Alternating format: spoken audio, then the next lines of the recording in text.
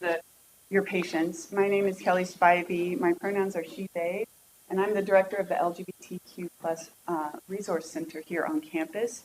I want to very quickly just say we also have another event tomorrow. It's actually a workshop with Robin Oakes where we're going to explore both gender and sexuality in this really interesting, intense workshop. I feel a little rushed. I want to thank everybody who's been a part of this. And I was going to go down a long list, but I'm not going to do that. I mostly want to thank the panelists for being here. And I do want to quickly do a little bit of an introduction for Darren here, who's moderating the panel today. Darren J. Glynn is Trinidadian-born American intersectional environmentalist, racial justice, and LGBTQ plus rights advocate, and librarian based in New York City area. Born in his parents' hometown in 1988, Darren immigrated to the United States in 93 and grew up in Queens, New York, and then in Long Island. While pursuing higher education, he developed a passion for social justice. After receiving a master's degree in library science at Syracuse University, Darren was able to live in Germany and Mexico, developing his language and transnational resource mobilization skills. And with that, Darren to introduce the panelists and get going.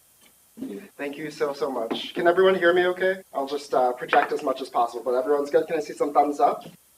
All right, how's everybody feeling today? Can I get some noise from the audience? All right, thank you. We have an online audience and they just want to know you're alive, okay? I know that our time here is limited, but I think it's going to be put to good use because we have a really beautiful panel here. And I just want to kind of set the stage as we prepare to mine the scholarship and the perspectives of these four esteemed and accomplished presenters that the LGBTQ plus Resource Center has assembled. I want to first invite us all to think inwardly about our own interactions with religious institutions. Okay, just really do this. Really think about your earliest interactions or your latest interactions with religious institutions. And I want you to think about what comes to mind to you. How do you feel in your body? Perhaps it's your earliest memories of being in a house of worship and listening to the music. Perhaps it's a not too distant memory of a ceremony, some kind of wedding or dedication, or even the passing of a loved one. Or perhaps it's the pageantry of frocks and yarmulkes or head coverings. Whatever it is, I am inviting you to think about how you have experienced the world of organized religion and to sit in all, and I mean all, of the feelings that arise when you think about this. Maybe some of it's joy, and I'm sure a lot of it is of joy, or delight, or maybe it's exasperation, or sometimes boredom. I grew up in a Pentecostal church, and sometimes those services went on few hours too long. For some of us, within that mix of contradictory emotions that arise when we think of our personal interactions with religious institutions, with organized religious institutions, there can be a profound sense and a complicated sense of hurt or mistrust, or more often alienation. As a Christian myself, and I can only speak about my own experience here, I have acquainted myself with the deep appreciation that we all share for what we consider Christ's sacrifice for our salvation. But as a full-time feminist, I have felt incensed revisiting my memories of things I've heard come from the pulpit. I'm not going to repeat them, but they were wild. As a descendant of, different proud African tribes, but particularly the Igbo, ripped from a remarkable and beautiful culture, I have felt righteously angry at the injustice that led my parents to worship different gods than my ancestors. And that belief system which resulted in a societal structure around forced labor. And as a queer person, I have felt judged, excluded, and at times even unsafe within some Christian social circles, especially as a child. So if any of these feelings that I've shared resonates with you, then I believe you've come to the right space, and to the right panel discussion with the right panelists. Because today we'll be exploring and disentangling not only the scholarship and the theology related to religion and how established belief systems interact with race, gender, and sexuality, but we'll be also examining the human impact, the emotional and the spiritual consequences of religiously informed racism, sexism, and anti-LGBT sentiment, not to mention all the other things. Before I bring on the guests, I'd like to offer my deep thanks and appreciation to the LGBTQ Resource Center for inviting me here to moderate. This is really a privilege. And I'd also like to personally thank Kelly for this invitation, for this opportunity. So thank you so much. So without further ado, I am going to introduce our panelists. I'm going to introduce the panelists. They'll come up as I read their bio. And then each one of them is going to provide us a short presentation, which really features their work, so we can kind of like set the stage for the discussion that we're about to have. Does that sound good to everybody? Any objections? Yeah. Okay. All right. Well, the first panelist that I'm going to introduce is Wazina London. Wazina Zundin. Sorry, your last name looks like the word London. Word association. Wazina Zundin is an Afghan raised in New York City. Wazina's story collecting and storytelling work centers collective memories, tradition, and rites of passage in the diaspora. An undisciplined performer, Wazina is the co-presenter of Coming Out Muslim, Radical Acts of Love, a storytelling performance capturing the experience of being queer and Muslim alongside her creative counterpart, Turna Tilly Giado. She's included in Reebok's 2020 All Types of Love Pride campaign, so hashtag All Types of Love, Esquire Singapore, Advocate Magazine's 2019 Champions of Pride, HBO's Outlist, Huffington Post, Vice/Broadly, Them Magazine, Season 2 of The Secret Life of Muslims, and the Muslims of Brooklyn Oral History Project. Currently, she is working on retracing her parents' love story and family's inherited love print. All right. Thank you. Thank you. Thanks. Hi, everyone. So I'm going to share, as I was thinking about the question of, is there room for acceptance? The first thought that I had was like, I just think about, is there room? And most of the time, my instinct to answer this, and the evidence that I've had in my life is no, there isn't room. But I'll say more because I don't want to be a downer. I'm going to take you on some memories with me. So it's 1993, and I am in 6th grade, and I was sitting in my 6th grade class with my fingers bright orange with henna. We had marked a recent Eid celebration, and on this day we had a substitute teacher, and so she didn't know me, generally my regular teacher wouldn't ask me this question, but she says, oh, like, what's on your hands? And I say, oh, it's for my holiday. And I was so excited, 6th grade, chubby Wazina. And she says something like, and her response is simply, oh, you're Muslim. Her response was both a response, but also kind of pointing out something that I didn't know about myself. I was like less enthusiastic in my response, but then it left me feeling all types of ways. I can make myself louder if I need to. And just for context, 1993, Eid came around February-ish, and that was right around the time of the first World Trade Center bombings. So I just want to give that context. All right. 1996, and I'm well underway with puberty. I'm on vacation with my cousins and my aunts and uncles in the Poconos. And I loved living in the pool, and my cousins who were like a little bit older were there too, but they were more concerned with the lifeguard than I was. I didn't really get it. I just remember he had this like funny looking pinky toe. That's all I didn't pay attention to him. And a couple of days into our vacation, there was a crew of like women hanging out poolside. They were all like vacationing together. And my fascination with them grew. I was like, are these also grown up girl cousins on vacation like I am? They felt like an end goal for me. and I didn't know why or what it was about them, but I was intrigued. And I couldn't tell anyone because I couldn't explain it. And then later on, I remember on this vacation, I heard one of my cousins refer to them as dykes. I had no idea what this word meant, but I knew it didn't sound so good, and I wasn't sure if I should be associated with that feeling the word gave me. Fast forwarding a bit to like 2011, or really any present year now, I'm, I think, at a queer prom party, or was it maybe the Affirming Ash Wednesday happy hour where people wore glitter instead of ashes? Or wait, was it like the New York Collective of Radical Educators happy hour where all these teachers that were like, progressive were there? And inevitably, the subject of what I was working on came up. And without missing a beat, someone says, "Oh, wow, you're queer Muslim. Wow, that must be really complicated, intense. How is that for your family?" We're at a queer Purim Ash Wednesday glitter party. And yet the imagination still cannot fathom, right, space for queerness within Islam.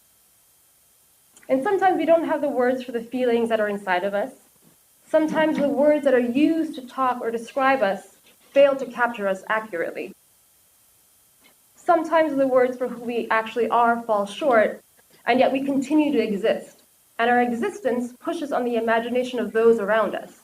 And so language and words take on new meanings to create space for us. I usually have it on paper, but I have the device this time. So I share that because, is there room for us? No, but we make room.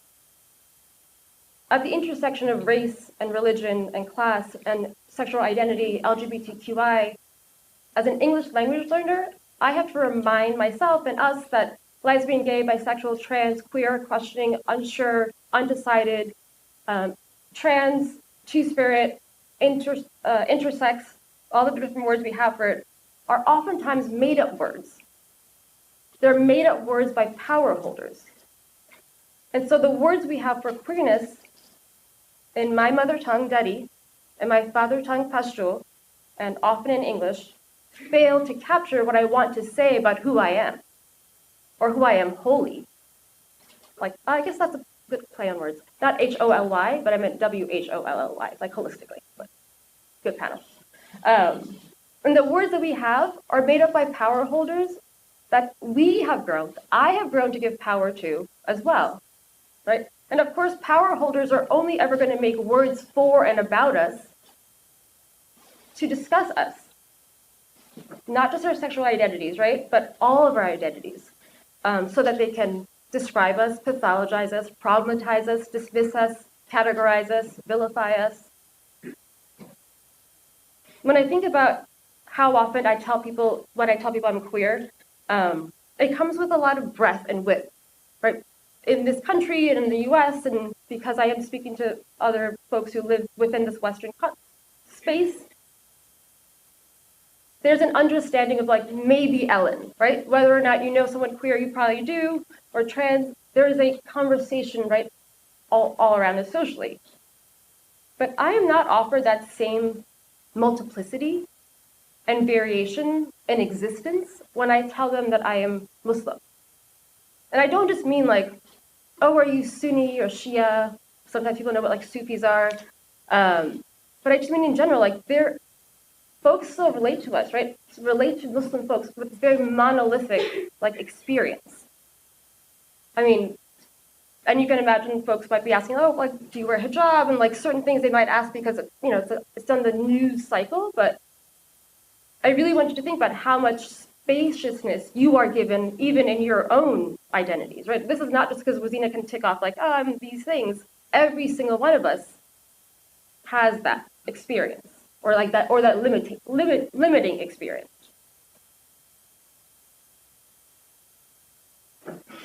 Language is a vessel, right? And it can give shape to us, it can affirm us, can allow us to be imagined, to be real. And the right words can put flesh on our bones, or it can cut us out of even our own imaginations. But back to my point. So my background is, I don't know if folks know, I'm a sex ed teacher by background. So My teacher brain says, in order for us to understand LGBTQIA experience, we have to understand our own. You can't just be like, I'm going to talk about people over there. No, everyone has an experience, right? When we're talking about race and ethnicity, I'm not going to talk about other people's race and ethnicity until I understand my own. Right, so lesbian, gay, bisexual, trans, queer, intersex, these are sexual orientations and gender identity and expressions. Much like being heterosexual, much like being cisgender. And in my work, and in my life, and in the most intimate and vulnerable moments, not just the romantic exchanges, but like the human one-on-one exchanges, every single person is wondering, is there room for me? Does God love me? Am I doing right by my faith? Or why did my faith do X, Y, or Z to me? Why isn't there room for me anymore? Did I have to leave? And sometimes there isn't room just yet. But we can continue to exist, we can continue to thrive, to fail, to struggle, and to push on the imagination of those who can't fathom us. I even was thinking of talking with my sisters, like even CUNY, I went to a SUNY. I'm just meaning anything, I just had to leave New York City, just to grow up a little bit. But CUNY, right? The model of CUNY to exist was so that everyone can have access to education. Before, and of course, learning and teaching and educating has happened in many different formats throughout centuries. But in this scenario, it needed to be fathomed, it needed to be imagined to give access to, right, to learning and education for all. Coming Out Muslim, Radical Acts of Love began with the intention of just being a three-evening performance with my counterpart, Tana. And both of us had never really shared so publicly about being queer and Muslim. For her, an African raised in the States, she's Nigerian, Liberian, and also essentially just read as a Black person only in the US, and oftentimes ignored in Muslim spaces, or like not engaged the way that perhaps my family is, because we're from Afghanistan and people equate like a racial understanding of Islam to what they think Muslims look like. We were tired of splitting ourselves in half and on the edge of any of our identities. And that's why we chose to do Coming Out Muslim. And we took this faith with the support of so many, right? Because this work, making space, doesn't just happen singularly. It happens in tandem with other power holders. And so in support of the loving presence of queer affirming Muslims, Muslim affirming queers, straight and cis allies in solidarity liberation of queer and trans folks, atheists who defended our love of God, Coming Out Muslim has continued to be shared since 2011. Like that 3-night thing has continued to happen. And for us, it was a way to share and interrupt the xenophobia and the racism that existed within our progressive, radical communities. It wasn't really about naming or saying like, oh, Muslims over here who don't make space for me. It was much more about the communities we had in closer proximity to us. And it was a way to encourage collective acceptance without offering a singular experience. And it's been a process of unlearning and healing, reconciling the poison we've internalized that we can't exist, or that there's something problematic in our existence, or that we bring shame to our families. And yeah, it might be hard for families, but we are not the bearers of like shame at all. It was a way for us to be able to be self-expressed and push back on the narratives that were told about us. And generally, it was a way to like engage with other people for them to say, oh shit, the story that I have is just a story, and or I'm not the only one. Since 2011, I cannot tell you how often, and every single performance or share we've ever done, somebody comes up and says, I thought I was the only one. Can you imagine that loneliness of thinking you're the only one of your...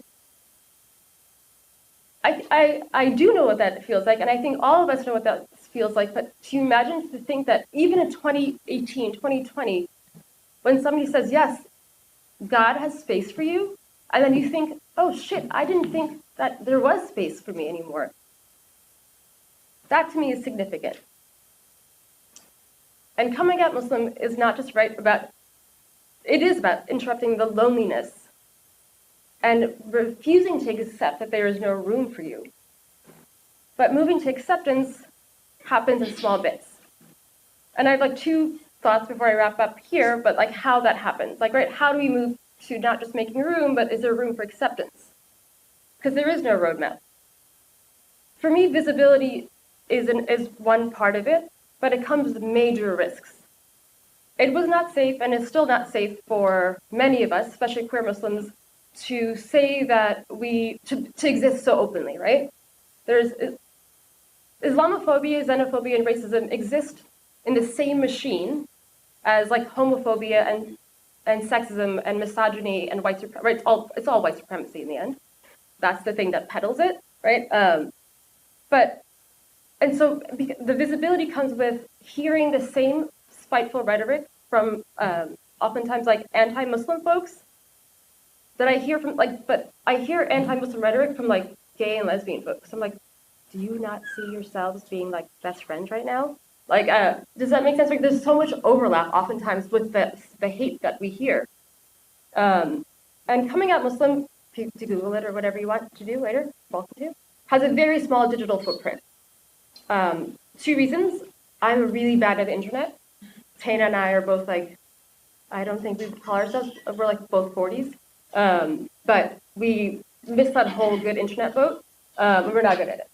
There's that. But also, we didn't promote it very hard because it wasn't safe. It really wasn't. Like, we received a lot of pushback on it.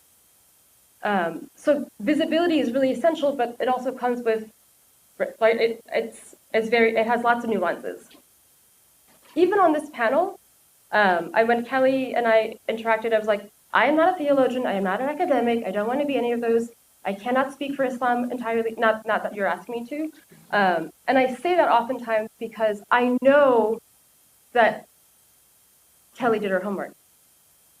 And there are other out and affirming imams and Muslim theologians and mullahs and sheikhs and sheikhs that are out there, but they aren't here. It's hard to get them here. It's also, and sometimes they're fewer and far between in terms of the ones you can find when you Google search things. And I say this because the beauty of Islam also is that it's so one-on-one, and like Allah and I have our own relationship. But when I'm on these panels where I watch things, I always have the sensation of like missing out. Like, damn, it would have been so great to like have somebody, like a more like a religious leader be on this stage and join panelists, so that when we walk out of here, the next time we're in this like in a debate or a conversation, you can point at like a leader. Yeah, you can point at Wazina, but they're like, yeah, but that's homegirl's experience, whatever, It gives some power, right? It gives some like oomph to it. But once again, when you are a leader of a congregation and a mosque, a masjid, a community, your proximity to power shifts. And so you are also holding much more resistance, and there's greater places to fall from, and there's a greater impact. And so I often think about what that means when we think about power and words and how to make room for acceptance. And the last piece I will kind of say is that there's lots of risks, but there's also so much beauty that comes in this. It's all the heart work, like HERT work, right? But the heart work also means that we have these conversations like outside of an algorithm and within like a biorhythmic space.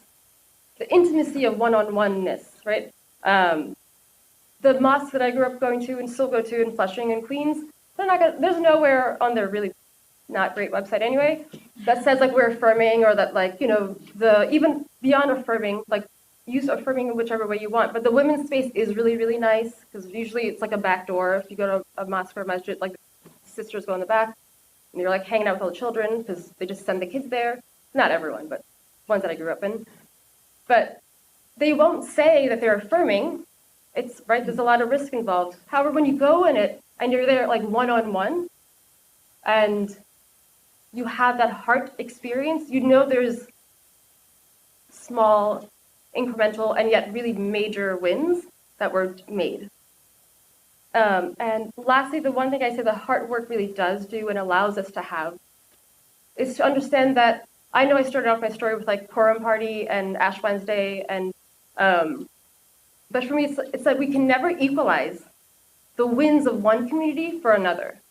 And I think oftentimes as Muslims, or myself as a Muslim, and as a Muslim who grew up within an Afghan context, sometimes I'm like, I do want to be able to say there's greater strides that have been made, but that's because I'm still using the power holders' wins to define success, and that is never the case. We will never, right, have success if you are trying to match yourself to someone else.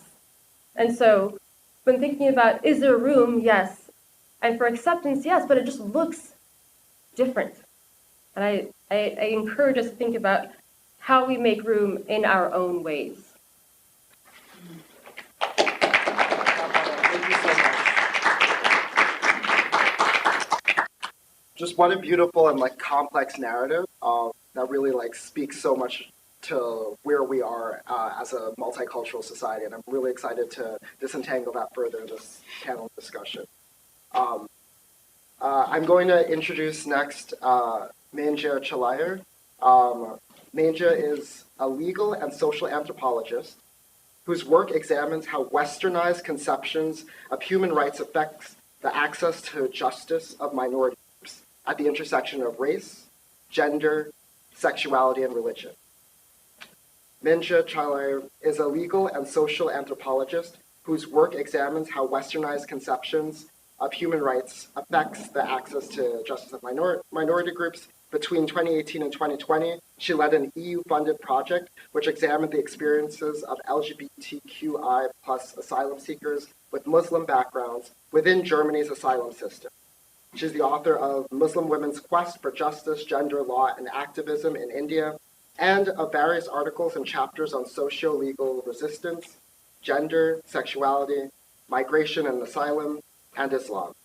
She's the co-founder and coordinator of the Queer European Asylum Network, adjunct associate professor at John Jay College, and, if that wasn't enough, a research fellow at Brunel Law School in London. So welcome, Manja. The introduction, and thank you so much for having me here. I'm really happy to be a part of this conversation. I think I just want to mention that I do not identify as Muslim, but what I'm presenting here is really part of my research and is more on an institutional than it is on a personal level. But I was really intrigued by the presentation before, and I was not thinking particular about words, definitions, and how we approach identifiers around LGBTQI sexuality and lifestyle. So, would you allow me to share my screen? Oh, I think yes. Okay. Yes, your screen is shared. Fantastic, thank you. All right, so in this short intervention, I will show how the decision-making process in asylum cases lodged with claimants who are racialized as Muslims in Germany do reaffirm the tacit understanding of the West progressive and as LGBTQI+ friendly, and the East as intrinsically homophobic and barbaric. I do this by looking at the ways in which expectations around deservingness in the German asylum system tend to rely on Western stereotypes around queerness, and how, by doing so, they confirm and reproduce Islamophobic attitudes. These insights derive from qualitative data which I gathered in the context of the already mentioned EU-funded project I led in 2018 and 2020. And as a part of this project, I studied how access to asylum in Germany can be influenced by Westernized ideas about sexuality and gender identity, as well as anti-Muslim attitudes. So in the European refugee context, the circulation of images that depict the human rights abuse of gay and non-gender conform individuals in non-Western countries tend to be referenced against the background of the ever-expanding LGBTQI rights framework within particularly Western Europe. Such imagery, however, tends to establish cultural hierarchies where the West is considered as progressive and non-Western nations as backward and violent regarding LGBTQI rights, freedom.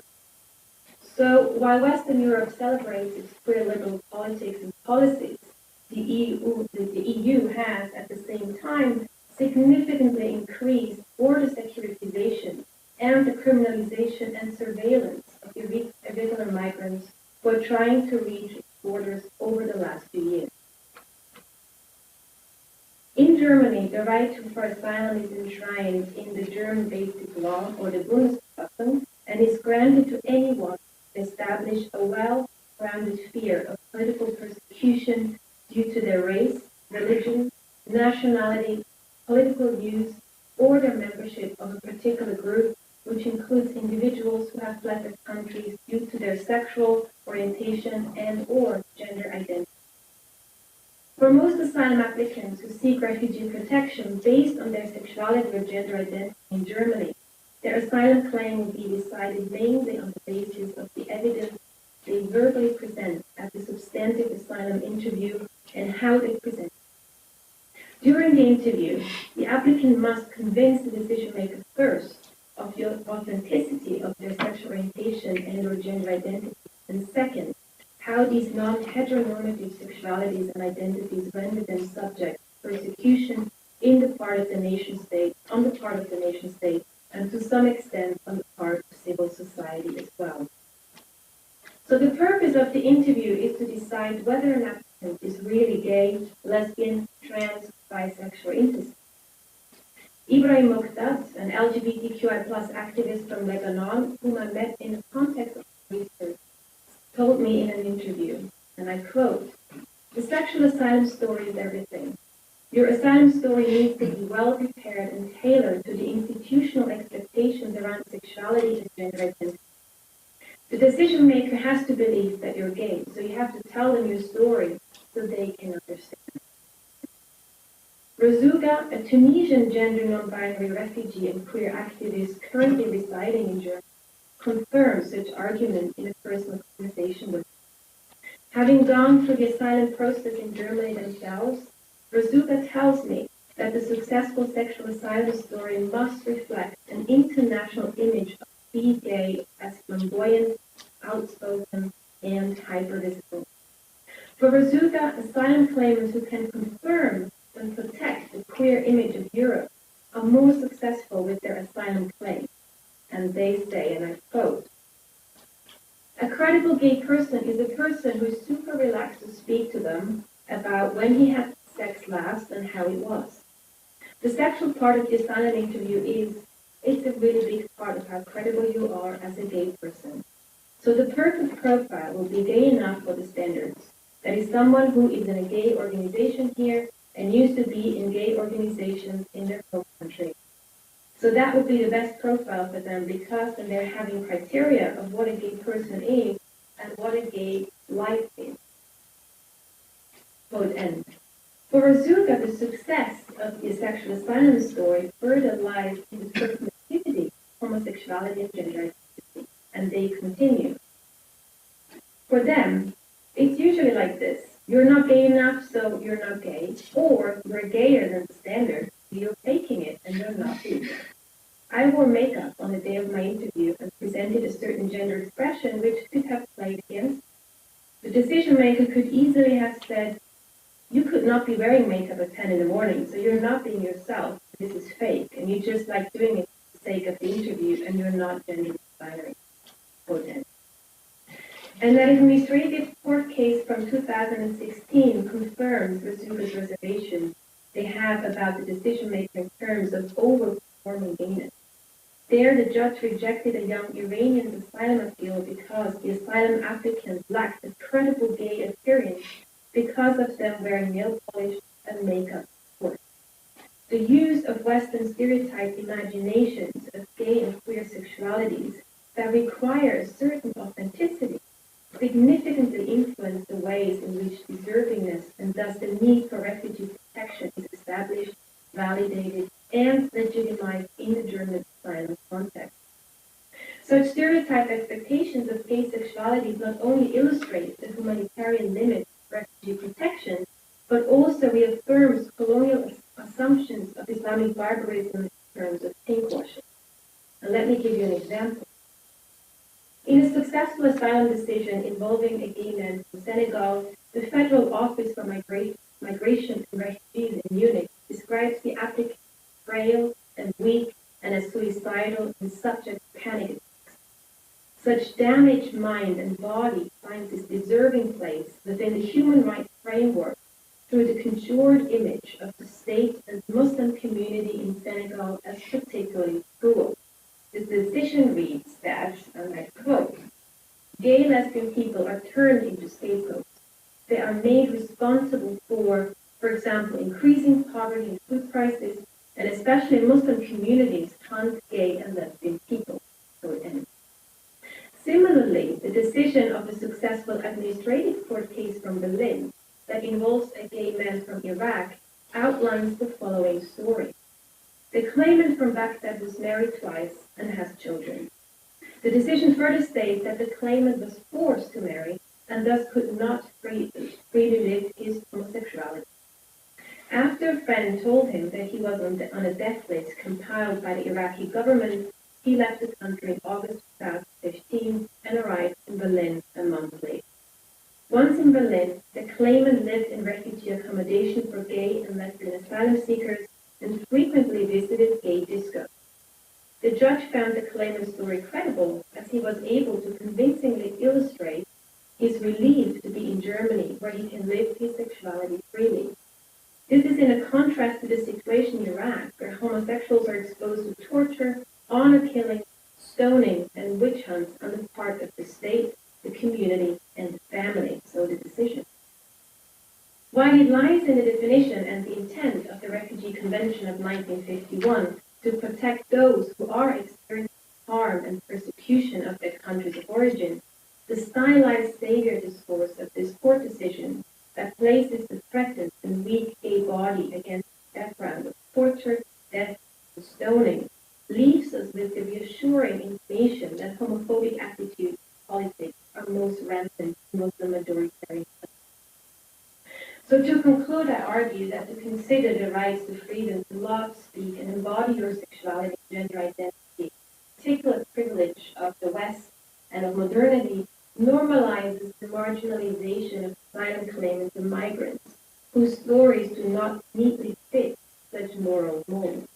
It further contributes to the racialization and barbarization of Muslim masculinities in Europe, which already in European migration discourse are often evoked in the context of securitization and border control. And I stop here and I'm happy to say a bit more about that in the discussion. Thank you so much. All right, thank you very much. Moving right along, we're really excited to dig into that further. David Brodsky, Associate Professor and Department Chairperson, Judaic Studies. Prior to coming to Brooklyn College, David Brodsky taught at New York University, the Reconstructionist Rabbinical College, and the University of Pittsburgh. He is the author of A Bride Without a Blessing, a study in the redaction and content of Masaket, Kala, and its Gemara, and various other articles. Born and raised in Cleveland, Brodsky studied Gemara, which with a previous. You can don't worry. It's like, oh man. I didn't even send it. It's on the website or something. Don't worry. Okay. Thank you very much. I studied with lots of people in various yeshivas, wonderful scholars and rabbis. I should start by saying that LGBTQ issues, for the most part, are no longer a problem in the reform movement, Reconstructionist movement, conservative movement, right? The one that it is still an issue, not in all spaces within it, but is in Orthodox Judaism, right? And again, that's not in all spaces. And so I want to turn to one of the things that Orthodox feminists have argued. They created this phrase, where there is a halachic is a term for religious Jewish law.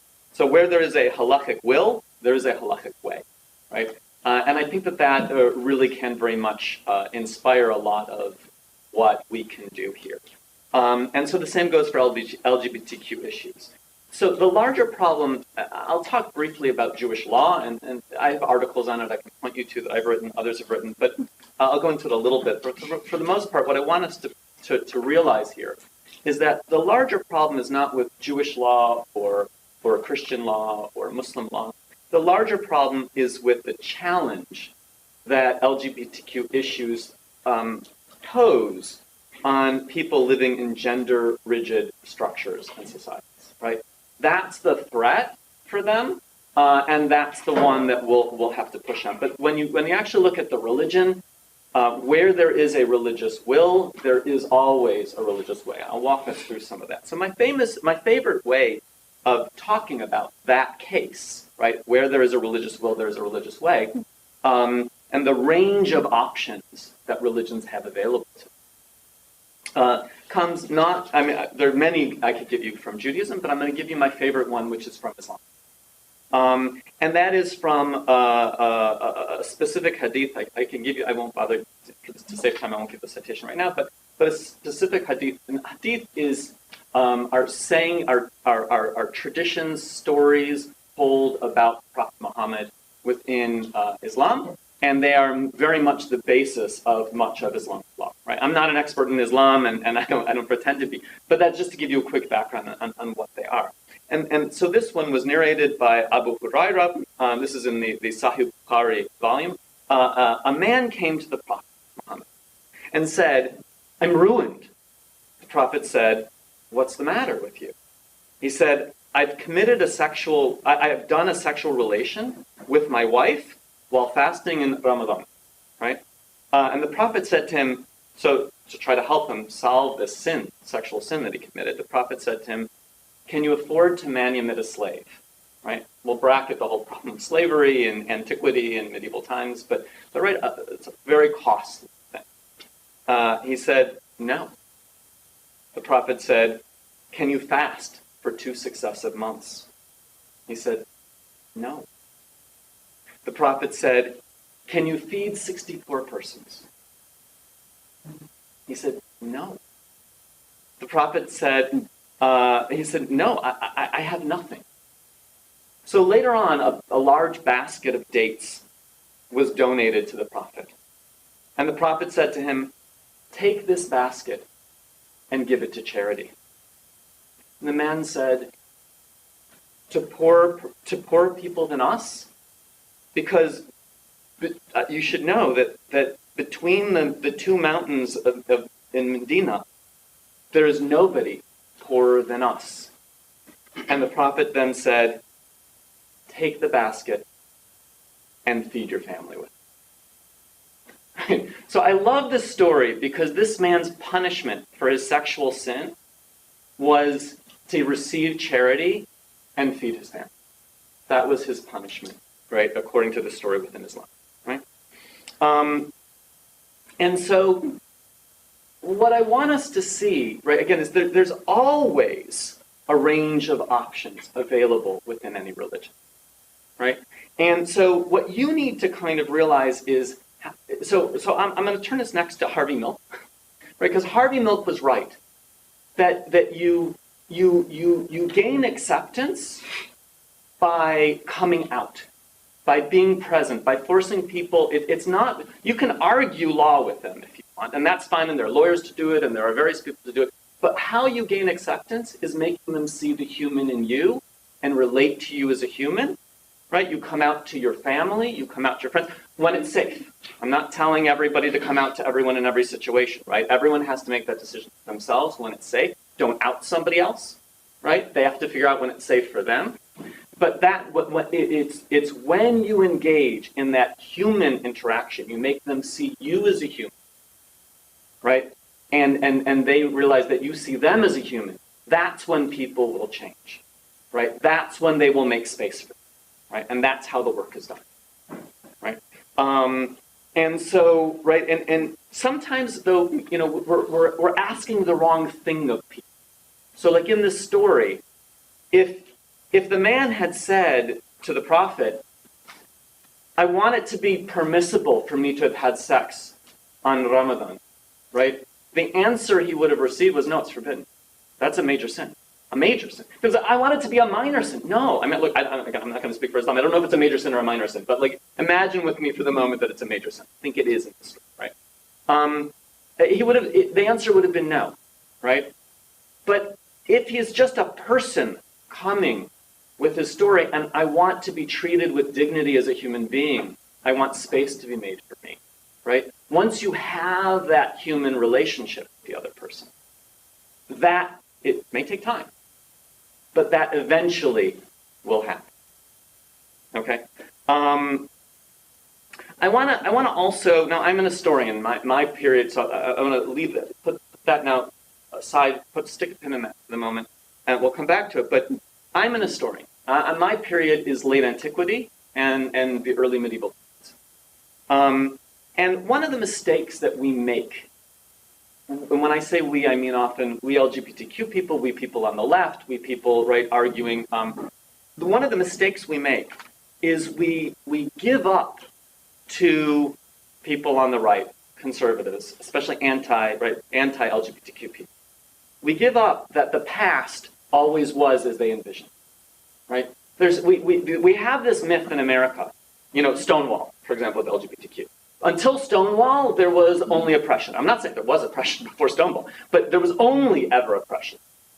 And then Stonewall, or the 1960s, right, whether it's on feminist issues, on LGBTQ issues, that suddenly changed things. But before then, we always acknowledge you're right about the Bible, you're right about, right, the history of religion, you're right about, right, and what scholars have started to show, and now for several decades, you have a lot of scholarship you can go read on this, is that has not been uniform, right? So that's number one. I want you to realize the past has not always been uniformly homophobic. Now that doesn't mean it was never homophobic. That does not mean that it was right. But so I want you to think about two factors about homophobia. One is that not everyone was homophobic at all. And number two is just because some of them were homophobic does not mean that they were homophobic in the ways that we are. I'm going to walk you through two aspects of that, right? So the first one is not everyone was homophobic. So just with the first one of not everyone was homophobic, don't assume that just because you will find some homophobic voices in the past, that meant everyone, or in a religion, that meant everyone within that religion was homophobic. I'll give you the most famous examples. Leviticus 18 and 20, right? Famously say, do not lie with a man as you would with a woman. It is an abomination, right? Okay. Those are two verses in the Bible. Now I could go into why. I mean, I can give a whole talk on what I think is going on there, and why I don't think it's about homophobia per se. I think it's actually about sexual ethics in a very different way, but whatever. Let's bracket that. That's one voice in the Bible.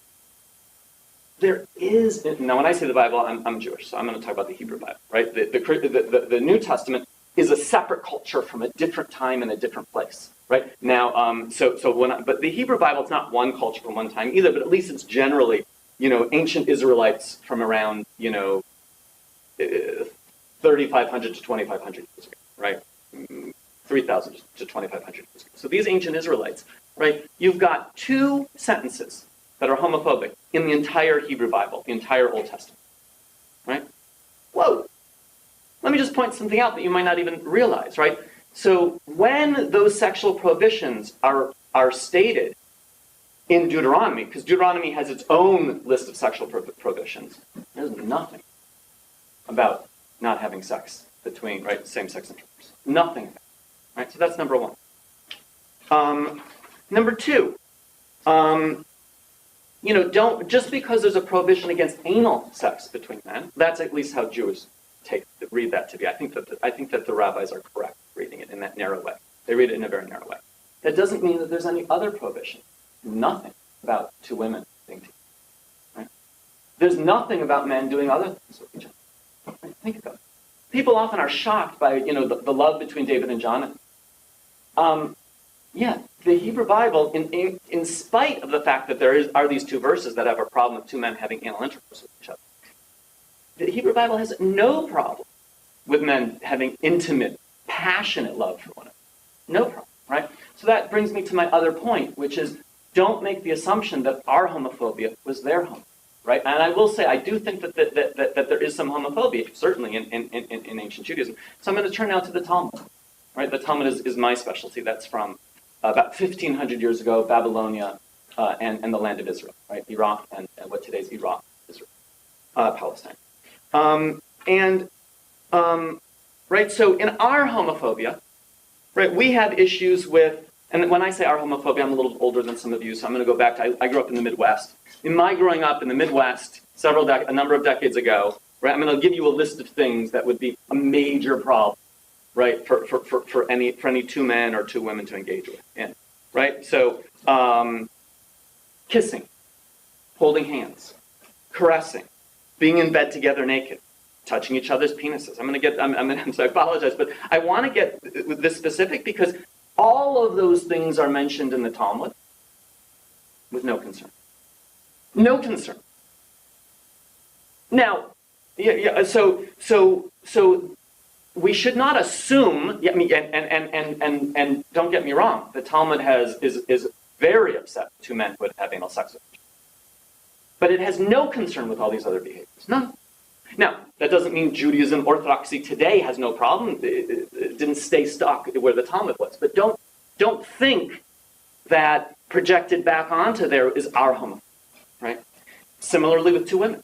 The Babylonian Talmud can hardly come up with what the problem of two women having sex with each other is. They so can't figure it out that in their way of saying it, there's no prohibition, because the Talmud's very focused on prohibition or lack of prohibition. It says, it's merely lewdness. Now that's not my way of thinking about it. What other things do they call merely lewdness? Men and women doing a call to grace after the meal together is merely lewdness. Now, you go to Avenue J, and most people will say, "Oh yeah, you can't. Men and women can't do a call to grace together after." Sure, absolutely. Again, but the question is, do your question? If you're asking the question, you go to Avenue J, may I engage in a mixed gendered call to grace? They'll say, no, it's forbidden. But if you say, can there still be, I'm somebody who has done so, or who doesn't have a problem with it, can there still be space for me? Can I still have human dignity?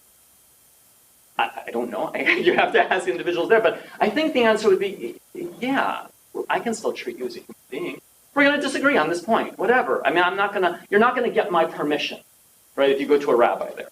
But human dignity is something you should always be asking for. You should always be requiring of the other, and you should always be granting. You start by granting it to the other, right? You give human dignity to the other, and you demand it in return as well, right? And that is something that, again, is everyone there currently?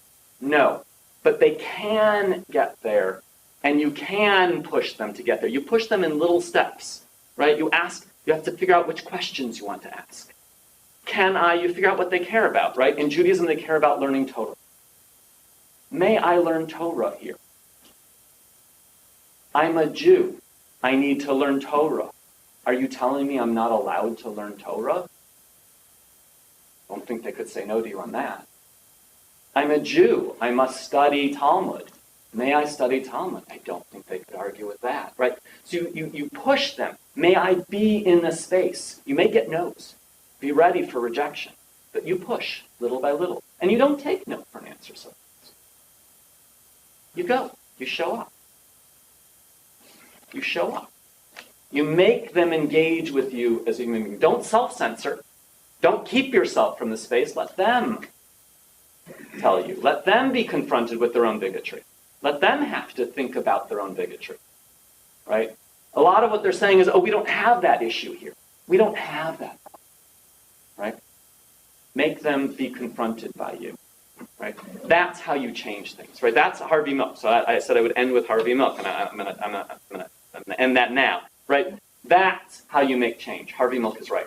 You make change not through legal arguments, although I mean the lawyers make change through legal. That's how laws change. But you make change, human change, through relationships. Thank you.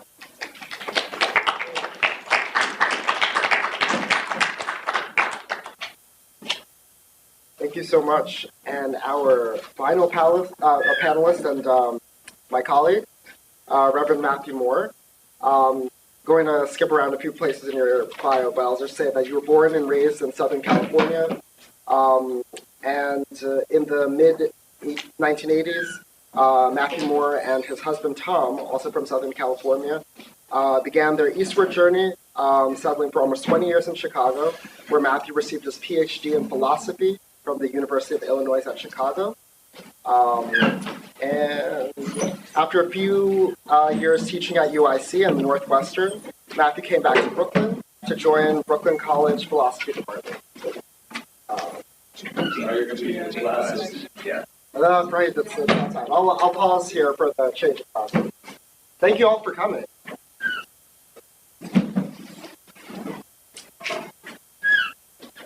I haven't been in college in a little minute, so yeah, I forgot what it's like.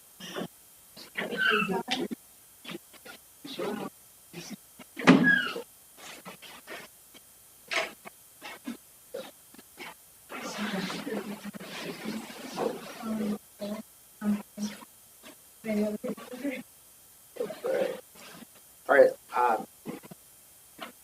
In 2017, he was ordained to the priesthood by the Episcopal Bishop of Long Island. He is currently priest associate at two parishes in Midwood, Nativity and Epiphany and Saint Simon, and is the diocesan missioner for environmental justice. I should have known that one very well. He and Tom recently celebrated their 42nd wedding anniversary. Please come on up.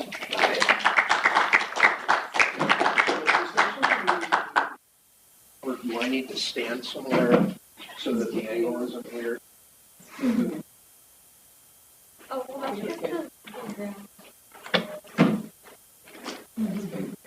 Good? Yep. All right. So first of all, I want to thank the LGBTQ plus Resource Center for the opportunity to join this wonderful group of conversation partners. It's an honor and a blessing to be here. I'm going to do something that I tell my students they must never do, namely to answer a different question than the one I've been asked. Well, maybe it's not that bad. What I'm going to do is I'm going to turn the question we've been asked on its head and ask, does religion leave room for rejection of queer people? Now, let me begin by defining some terms. I'm sorry, I'm a philosopher. I can't help myself. For brevity's sake, I'm going to use the umbrella term queer as shorthand for LGBTQIA+. And by religion, I mean both an institutional reality and a living spiritual force in people's lives. Now, when all goes well, these two dimensions of religion interpenetrate and sustain one another, and there's no sharp distinction between them. But things don't always go well. Sometimes institution and spirit come apart. And I need to distinguish the two dimensions because I'm going to give two answers to the question of whether religion leaves room for the rejection of queer people. If you're talking about religion as an institution, my answer is not forever. And if you're talking about religion as a living spiritual force, my answer is not now and not ever. So first, the institution. So let me say up front that I agree wholeheartedly with Archbishop Tutu. God is not a Christian. There are many paths to holiness. But though God is not a Christian, I am. And I think I can contribute most usefully to this conversation by sticking to the faith that I know from the inside. Now, you may think that I've taken leave of my senses when I say that healthy religious institutions won't have room forever or even for very much longer for the rejection of queer people. Am I not just confusing the wider world with the liberal bubble of the Episcopal Church, where I exercise my priesthood and where marriage equality has been enshrined in canon law since 2018? Guilty as charged. I do live in multiple liberal bubbles. Brooklyn, the Episcopal Church, the Academy. And I would be beyond delusional if I believed that all is well for queer people everywhere, because all is well, or mostly well, at least, in my sheltered little corners of the world. That would be dangerously delusional, in fact. For queer people, trans people especially, are being subjected to violent political attacks on top of the physical attacks that they have long endured, particularly now in places like Florida and Texas. There are battles to be fought for the life of our community, and we won't step up to fight them if we fall prey to the delusion that all our queer siblings enjoy the privileges that we enjoy. And yet, even though our struggle with the Ron DeSantis's and Greg Abbott's of the world is likely to be a protracted one, I do not have any serious doubts about the ultimate outcome. And this is because I believe, with Dr. King and Theodore Parker, the originator of the metaphor, that the arc of the moral universe is long, but that it bends toward justice. I believe, and I freely admit that this is an article of faith, that the opportunistic cruelty of a DeSantis or an Abbott, though it may look invincible, is the death rattle of a fear-induced hatred that cannot last forever, because no fear and no hatred can last forever. Now, why am I so confident about this? Well, because I came into the Episcopal Church as a young adult in the early 1980s, when marriage equality looked like an unattainable dream. And only 3 decades later, my Tom and I could be married in the eyes of the church by a fellow priest, as we had long since been married in the eyes of God. Little pockets of bigotry may hang on in the wider world, as they hang on in my own community of faith, but they will only get smaller and weaker. Appearances to the contrary notwithstanding, there will not be room forever within healthy religious institutions for the rejection of queer people. Now, my confidence about the ultimate institutional outcome is reinforced, and indeed it rests upon my conviction that there has never really been room for rejection within a healthy spirituality. The one I strive to follow was once asked to identify the greatest commandment, and he took his answer straight out of the Torah: love God with your whole being and love your neighbor as yourself. Love your neighbor as yourself. Love of neighbor and love of self are so intimately intertwined that they rise and fall together. Now, we all know this from experience. People who hate themselves find it all but impossible to love anyone else. I also know, as one who was set free from self-hatred by the grace of God, that it is impossible to love God if we hate our own God-given capacity to love another human being. When we hate our own sexuality, we experience God as a disapproving judge, and not as a loving mother, whose passionate desire is that we should become who we were born to be. It was the experience of loving and being loved by my husband that exposed the absurdity of the belief that God cares about the details of our genitalia. Now, forgive me for dragging in one more quote from the Bible. I am a priest, after all. God is love, and those who abide in love abide in God, and God abides in them. Love is ultimately irresistible, because God is love, and God is ultimately irresistible. I want to close with a personal illustration of this fundamental truth. 30 years ago, I volunteered to be a big brother to a 13-year-old boy. Now, like many straight boys his age, he bought into a kind of knee-jerk homophobia. So I didn't come out to him immediately, though I was out from the outset to all the adults involved. I wanted to give him time to get to know that he was 100% safe with me. But young people are so much smarter than we old folk give them credit for. One day, he was talking to me about a girl he had a crush on. And with a knowing sidelong glance, he asked, "Is there someone you love?" Well, there was, as it happened, and there's to this day. And within the hour, I'd introduced him to Tom, and a beautiful friendship was born. That 13-year-old is in his early 40s now. He's married with 2 children of his own. And though we never officially adopted him, we consider him to be our son. He asked the crucial question, the only question that counts. Is there someone you love? Because God is love, there has never been and never can be any spiritual room for rejection of any of the many shapes of human love. As the Apostle Paul said, if God is for us, who can be against us? Thank you.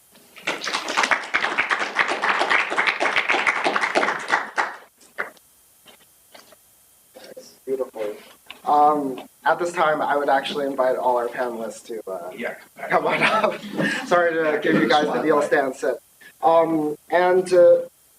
know that we are running out of time, and I know Ninja, you might have to leave soon. So I actually have a couple of questions that I'm going to direct to you, if that's okay. And I promise the rest of the panels I'm not ignoring you. I just really want to mine Ninja's expertise while we have her here. I'm deeply interested in your perspective as an anthropologist, and who's someone who works with asylum seekers or who has done investigation about the asylum-seeking process and deeply thought about this. Just thinking about the way religion functions as a technology in society, I wonder if there's anything that you have discovered about the ways in which it could be used to help shield folks and to provide a mechanism towards safety within the asylum-seeking context or without, like, just in terms of like state mechanisms, asylum and other state mechanisms, and how religion can also be weaponized to cut off avenues to safety and to dignity and to a more progressive politic in diverse societies in the West. And is that question clear? I'm sorry if that was rambling. I think so. Thank you for the question, because, I was given 10 minutes, so the presentation really focused on institutions, way which they use ideas around religion, racialized idealizations around religion, in this case Islam, as a way to assess ideas around sexuality, westernized sexuality, and the way they kind of fit. What I really haven't talked about is how people who live in legal precarity in Germany were very often racialized as non-white. Some very, very openly as Muslims, because men. And the ways in which they navigate society and their everyday lives. And I think for a lot of them, religion is not the thing that is the most important, identity factor at this point, because very often they did not leave the country because of religion. They fled the country because of persecuted based in general. But then having arrived in a country where racism is as systemic as the United States, where they're often marginalized, where they're often excluded from public spaces, and this includes queer spaces. I have heard from family members who were not allowed entry into clubs, who find it really difficult to enter queer communities in Germany, who were mostly middle class white. And the same kinds of preconceptions about Islam in some ways, but also about race and others, played within these communities, played in Norway. And for them, interestingly, religious spaces became quite important. I have in the second part of my research, worked with a lot of lesbian identified that was most invisible within the entire context of queer asylum, particularly also because a lot of them were married, children, their so-called sexual family story did not feed identifications around queerness in that sense, or not even imagine that lesbians can have families. For them, Christian communities became something really important to go to church, feel like part of the community, to feel in that sense whole again, with the caveat that they have to hide themselves, basically, in terms of. So it's in that sense, it's kind of it's a tricky way in which they navigate their everyday lives in terms of their religion, in terms of their gender. And I think that the second question was, can you remind me again, about the way that the safety and then the way it is Right. or not. Yeah, like you're using, because there's potential for religion to be used as like an avenue to help people get to safety by like honoring their dignity and understanding the mandate of, loving one's neighbor or what have you. But it could also be weaponized against folks as well. So I know how that's presented itself in your work. I mean, again, I think a lot of the people that I work with did not feel comfortable to come out in a church. They felt comfortable being in that community where the language is spoken, where they feel like there's familiarity in that space. So that really kind of creates a limbo for them, because a lot of the particularly women that I work with were really Christian and very Christian. And it was really important for them to be part of that community. And at the same time, it was really important for them to be a part of the queer community. And in that context, what became really important are queer refugee organizations, kind of, fill that gap and open up a space wherein these, on the surface, seemingly conflicting identities,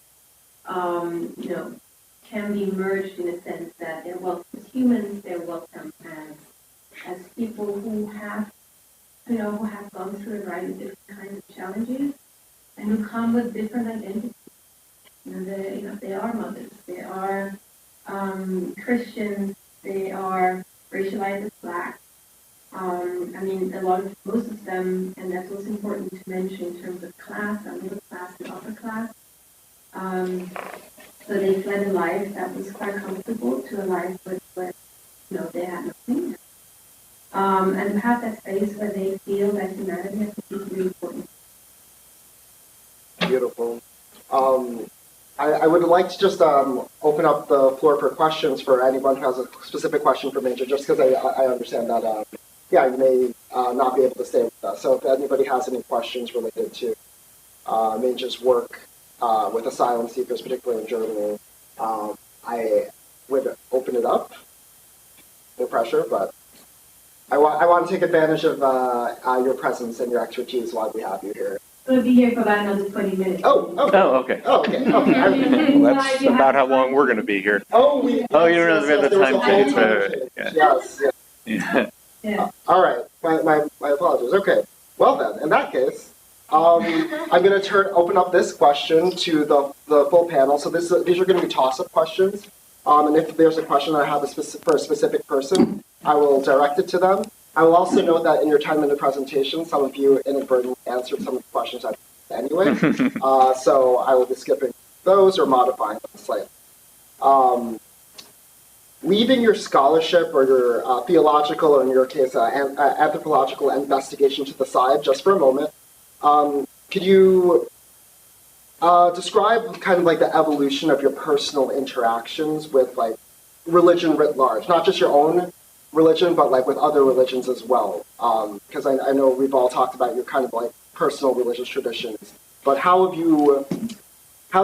there been an evolution in the way that you interact with religion writ large or other religions, from the time that you first came out to now?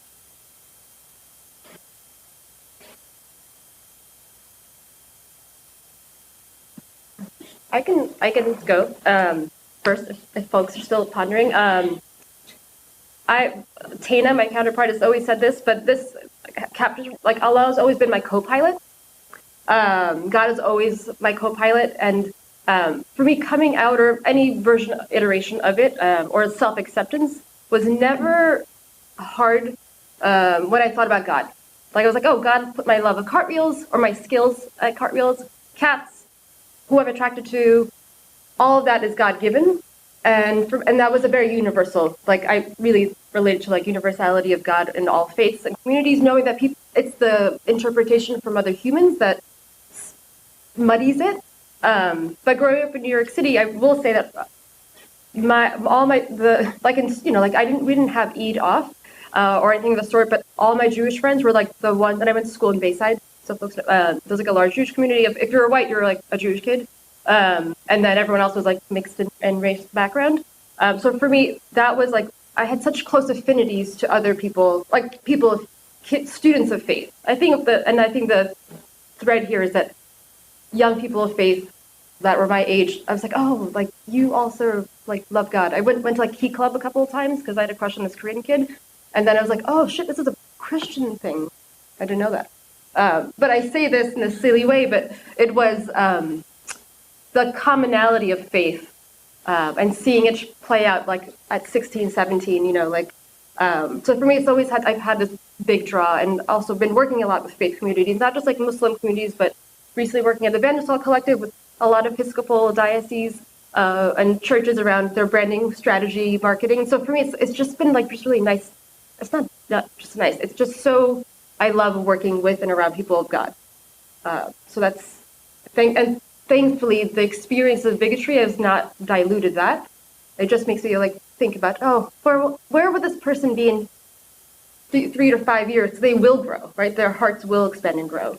You just have to like hold space for that.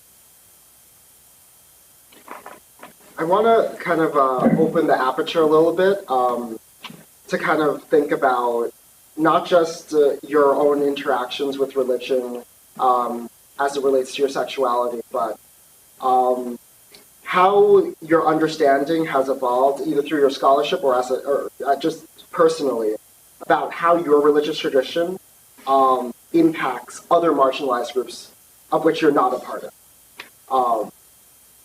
I don't want to lead with this question, but I've got some thoughts. Yeah.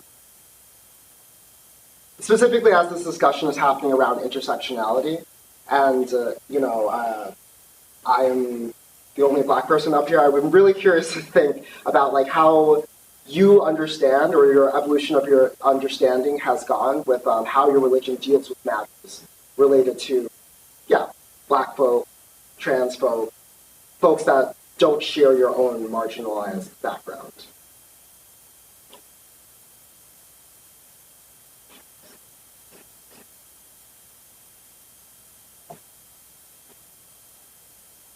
I guess I'll try to answer a little bit. I'm not sure if this is quite what you're getting at, but I'll start by answering a little bit of your previous question, which is right our theologies and as they develop, our relationships with God, kind of what Zena was saying. But I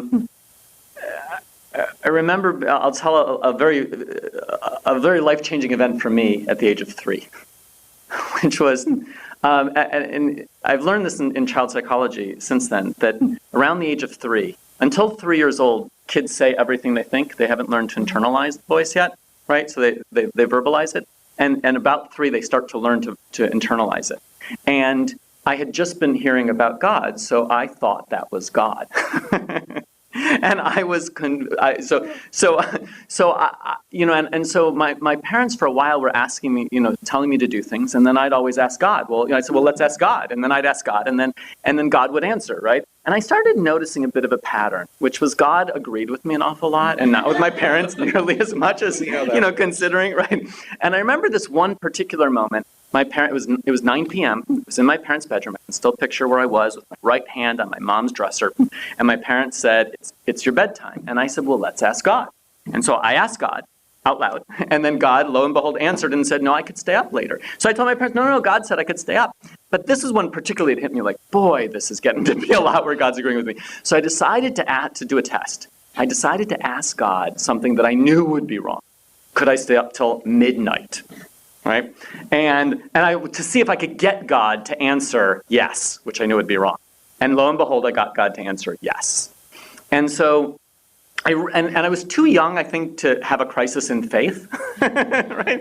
So of course I knew God existed because I'd been told that by my parents. But I realized, oops, I had mistaken myself for God. And so I apologized profusely to God for having done this and promised I would really try hard never to do this again. But it made me realize ever after that it's very easy for us to confuse ourselves or even others for God, right? And so I made a commitment at that point not to do that, right? Not to confuse myself or others for God. And so I think one of the things that we often think the religion owns God, or I really like how you have a personal relationship with God, and religions can help us get to God. They can help us try. I'm teaching a course right now called Searching for God. Everyone's searching for God. Everyone's trying to do their best to get to God, but nobody owns God, right? Only God owns God. And so you have to kind of look at, you have to look at the materials. And then you have to ask, as I was saying, kind of with some of these things, you have to ask the questions to pose, how can we move this to be more accepting, more inclusive, more, right? There has to be a way. Right? If the Mormon church could find a way for black people to be accepted into the church after the things that some of their leaders said about people, right? Not to single out Mormons as problematic, but like anybody can somehow reassess, anybody can rethink, can relearn. And yes, there are going to be homophobic, racist, bigoted statements in anybody's tradition, right? Those statements don't own the tradition, right? We have to, I think, respect who they were and where they were coming from, if we can. I try to respect everyone. So even respect, where they were, their moment, and why, and what was going on for some of those individuals. But no, we don't have to be stuck there. You have to think about, how do you ask questions that can get to a different place. I personally, I mean, and then to a certain extent, I will say, like, I have a colleague, a former colleague who used to say that she followed Jewish law except for when it came to the 3 Gs, which for her was gays, gals, and goyim, right? So because Judaism can be somewhat xenophobic in various ways, right? As any religion or any. So I personally also, I just reject anything to me that's xenophobic or bigoted. That's not God for me. I will reject those laws outright for me, but everyone has to come to a different answer from them. But ultimately, you can push them and you can get them to. So, Darren, I'd like to say a little bit about the tradition you and I share, and also a little bit about my own personal experience. So the Episcopal Church, I think probably most mainline denominations now is wrestling with its past, which when it comes to matters like slavery and the treatment of indigenous Americans is not great in all kinds of ways. As it happens, I am currently taking part in a curriculum that was put together by the U.S. Episcopal Church called Sacred Ground, which is about precisely these issues. It's really, trying to put people in touch with that reality, and particularly to educate white people about our privilege and, the ways in which we unconsciously, take all of that for granted. We still have a long way to go, I think. And, I'll let a little bit of my political slip show here. I think, if we haven't gotten to the point of reparations, then we're still not serious. So I think, that's, if the talk gets us there, that's great. But if it doesn't, then as far as I'm concerned, it's still talk. Just from my own experience, having experienced, being marginalized as a gay person, and certainly my experience of that has not been nearly as bad as what many other people have had to put up with. But I had to do so in the process of preparing for ordination. One of the things we were required to do was an anti-racism training, and I did mine in the Diocese of Newark, which is kind of, I think, the industry standard in ways. What they do is really impressive. And there was an exercise that we had to do where they took us outside And I'm not remembering physically exactly how they started us, but we all started out in a line, right? And then they said, okay, if you've got, and these are the kinds of questions, I'm not going to remember them all, but, if you have finished a college degree, take 2 steps forward. And and so there were various kinds of things, where you would either take a couple of steps forward or take a couple of steps back, and they had to do with race and socioeconomic status and all kinds of other things.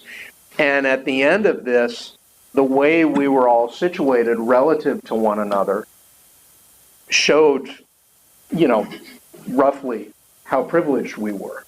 And there was only one other person who was as much out in front as I was. And I'm not saying that in a boasting kind of way that aren't I great, that I was out there in front. It revealed to me something that I just would not have thought about before. And so I think, coming back from the personal to the institutional, I think our church is really wrestling with that. And I'd say we're about 20% of the way to this point.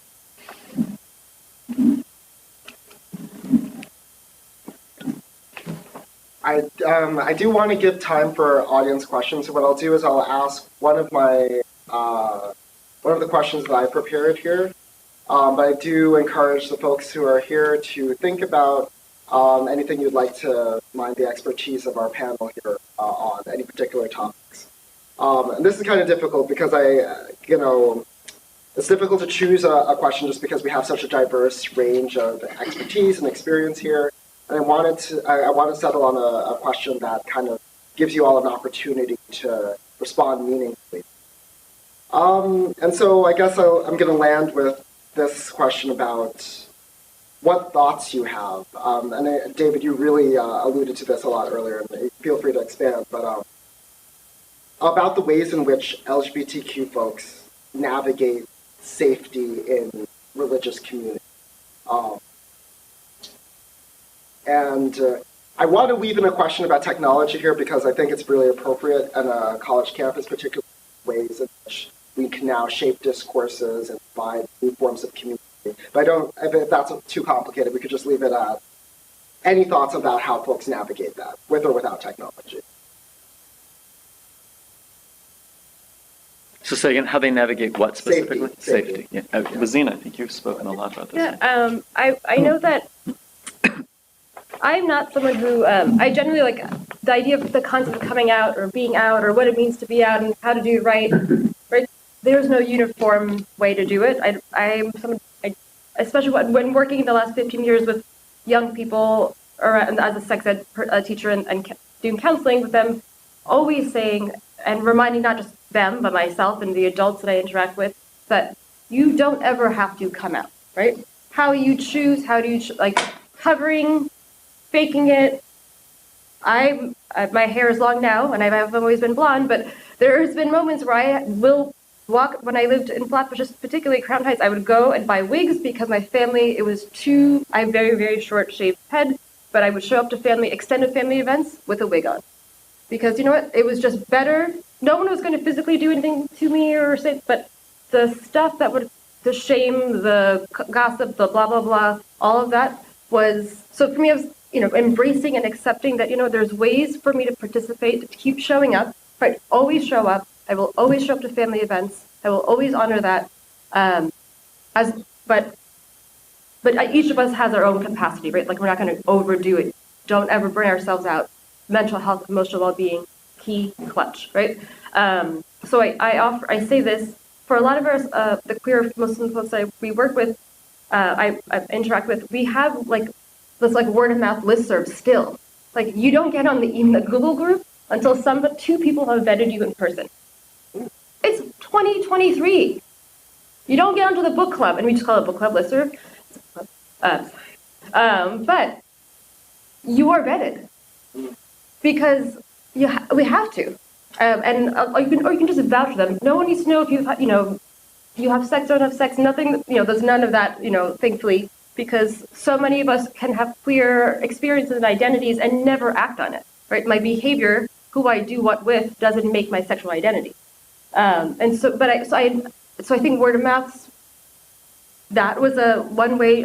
So basically, like having participate at large as we need to, because for many of us, our faith and culture are very much intertwined, and we want access to that, to our language and our food, and we also have to continue to perform in our communities. And then there's also ways that we can have kind of subgroups for ourselves in order to live out our faith in the ways we want to have it.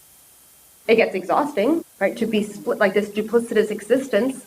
But it's sometimes, and I'm lucky I can do that here in the States. And I think about your work, Majed, with asylum seekers, and I have many friends who have been evacuated from Afghanistan the last year, are queer, but they evacuated with their families, right? So how do they got out because they were queer, or we were able to get them on an LGBT list, but how do you tell, when they got to other countries, having to tell the British, whoever folks that helped them get out, that yes, I am bisexual, was an intense, it was very, very layered. And so I think about, I see my privilege, I know it deeply here. The one thing I will say, I think I said this a little bit earlier, is that for me, one of the reasons I continue to do all this conversationing is that, and not just this, but in general, is that when I tell people I'm queer and Muslim, they're like, oh my God, you're so blah, blah, blah, great. We're not great, they get it, right? They are not great to my mom and dad, right? My mother and father, my brother, all power holders, cis people in their now 60s and 70s, upwardly mobile, make way more than I have ever had to make financially, right? And they're straight. And yet, because they get read and they are perceived, and we did come here as refugees, but I have such social capital that they do not. And I'm reminded of that every single day. And I can't hold that. It's hard to hold that and that blended power. But it's a reality, and so we reroute what we can do in ways to uphold all kin, all community, and that's the beauty of Islam as well as the Ummah. You're not just Muslim; they're all your kin. So I'm just so fascinated by the mechanisms that folks living at intersections come up with in order to find safety. This vetting process. I was thinking of something more high tech, but the vetting process is so. I'm bad at internet, remember? What's fascinating to me about it is not just the use or the distances from modern technologies, but actually the contrast that's set up with what Manja described earlier about the German asylum institution and the processes by which the German state determines who is a legitimate asylee. And it's just so vastly different than the vetting process that you described, where you're not checking to see, who's, how gay are you? Yeah, who's doing what to whom. It's so that's a really rich contrast. This is a great panel. Good job putting us both on the same panel. All right. If there are any audience questions, please raise your hand. If not, I do have I still have a question. Yes, perfect. Hi. So this question can be for any of the panelists. So a phrase that I've heard before, mostly in Christian circles, I guess, but probably similar for other religions as well, is hate the sin, not the sinner. And it kind of makes me think okay, we can tolerate these people, but we can't accept them. And I don't think that, at least for me, I don't want to be tolerated, I want to be accepted. So how can we kind of, if we know people in that mindset, how can we help push past just tolerating LGBTQ people or anyone who might be in some way not what fits in their religious ideals towards acceptance?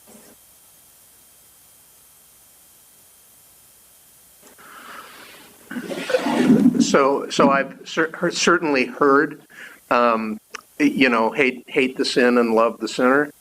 And I, my brief reaction to that is, well, I'm sorry, that's not good enough. You're not going to get any prizes for that one. And if you think that you can if you think that you can call something as fundamental about me as my capacity to love another human being, if you can call that a sin, then you're not really capable of loving me. You may be capable of doing some loving things in your interactions with me, but at the point where you call my capacity to love sinful, then you're really disrespecting something really fundamental about my dignity as a human being.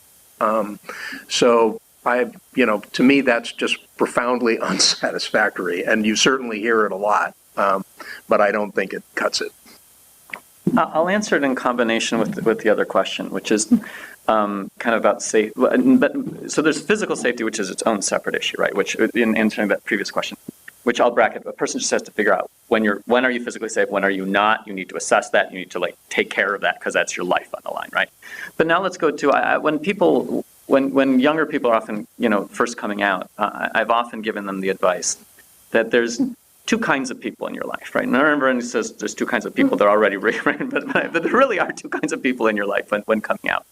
Those who will cut you off, and those who won't. Those who will cut you off, the conversation's over.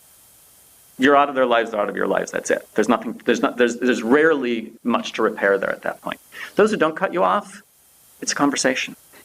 And again, with Harvey Milk, what he said, the more they see you as a human, the more they'll come around over time. It may take years, it may take decades, right? But so, for me, I'm just more of a pragmatist, which is I start with great, right? If someone's willing to allow you to be allow to love you for who you are, not yet about this, this one thing, I'll take that, right? I'll say, and then work from there, right? But that's not an easy answer. That's not a satisfying answer. But I would say it depends who you're dealing with, right? Because, if you go to Avenue J, for example, in the Orthodox world there, just getting someone to say that much would be a huge step forward for a lot of them there. So, I hate to tell you, but you if you want to be practical, you can't get them to jump, right, completely. Yes, we're all waving at you. Oh, yes, everyone's waving goodbye at you. Yeah, thank you so much for having me, and thank you so much also for this really stimulating conversation. Sorry that I have to leave, but I hope to be in touch later. Thank you. Thank you so much. But I would say, if I can just finish the thought before, I would say, you have to lead them through a conversation on ethics, right? Which is, okay, what's unethical about it, right? What's the problem? Name me, right? I define ethics as harm. Name me the harm. Who's harming whom here, right? Think about where the ethics lies then and what's happening here, right? But that's a larger conversation. But you have to, right? But if somebody hasn't cut you off, then you can slowly have those conversations. But it takes time. You can't expect. I think it's hard to expect people to jump so far overnight, depending on where they're coming from, right? And we're dealing with people in all of these religions, there are people who are very firmly rooted in homophobia. So they're not going to wake up to that overnight, right? I first want to say, if anybody has to leave, don't feel bad about that, because this panel ends at 2:40. But between Sammy's question and Matthew's response was something that probably everybody may have thought of, which is the sex act. The sin being the sex act, but then Matthew turning that into what it really is love. But what stood out to me is, what is it about the sex act that we're all up and thinking is so sinful? I just wanted to point that out. Maybe everybody's thinking that too, but I think that's interesting. It's the sex, it's the actual activities we're doing with our bodies that express love that people are now just, or have historically and continue to decide which types of sex acts. But, I sound naive right now in saying that I always was told, my parents told me, the sex act was a way of showing love. Still wrapping my head around that one, where's that sin part? I don't get it. I'm wondering also if anyone has any questions, please raise your hand. That's the only way I'll know. but I would be remiss if I didn't bring this up in the space just as a justice-oriented person. Right now, in this particular country, we've seen a lot of legislation being proposed and passed throughout different states that target trans people, even if they don't explicitly target trans people. There's a lot of like, oh, this is just about drag queens. It's really a mechanism to criminalize transness. And the silence is really, it's disgusting. From the corporate silence is, in particular, has been like something that like I will not too soon forget years after this fight is done. And I'm wondering about like the silence of religious institutions, and in this moment where there's just so much harm being wound into our societal organization. Does anyone have a response about like why the silence?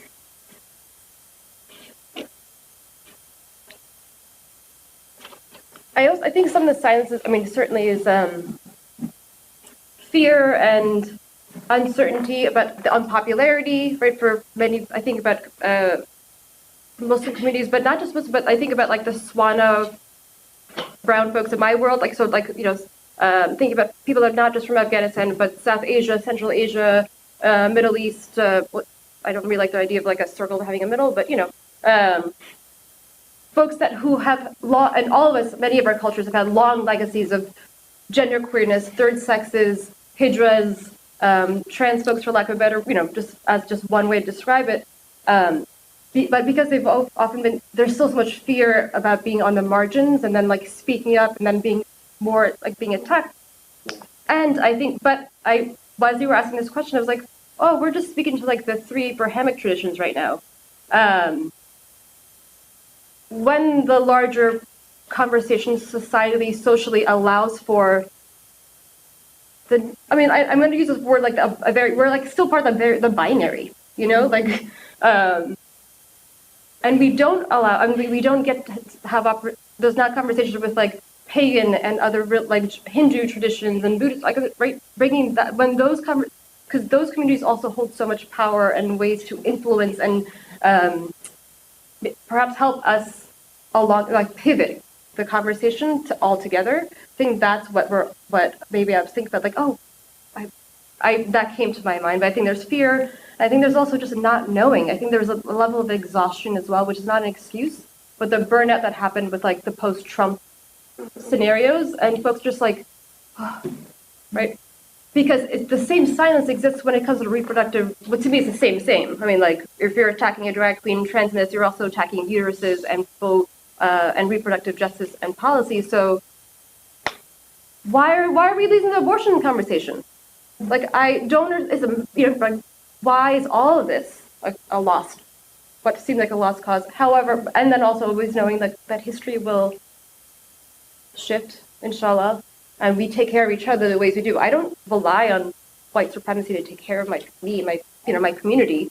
Like, that's not, we have other ways to, I think, about abortions and terminations and ways to take care of reproductive health, but also we take care of each other.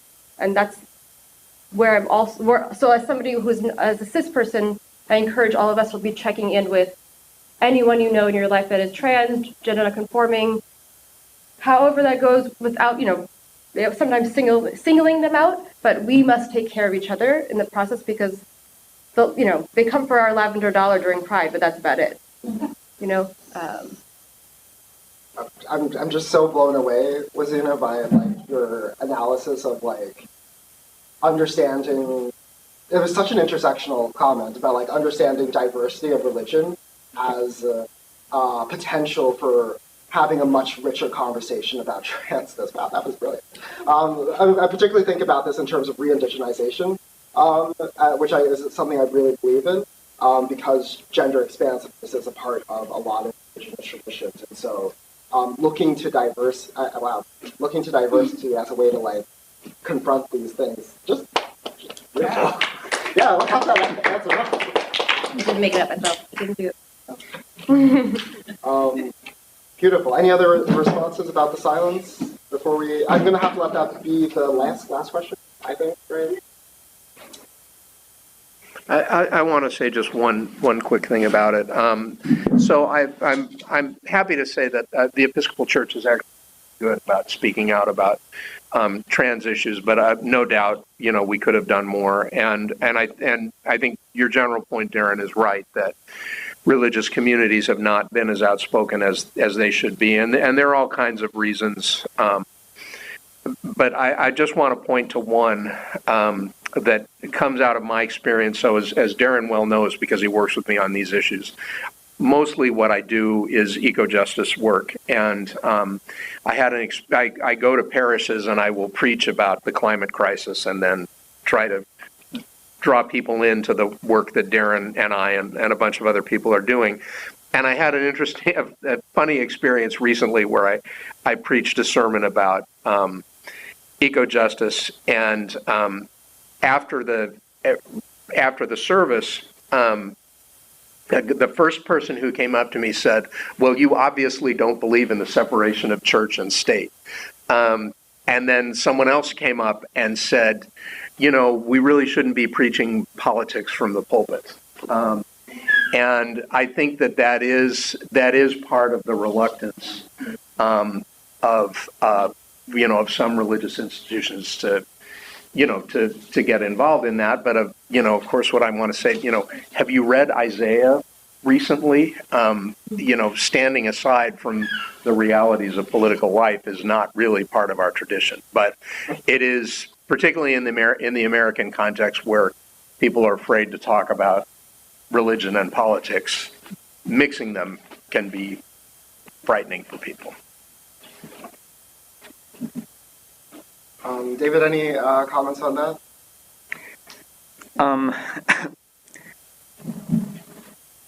These are tough questions, right? And these are tough issues.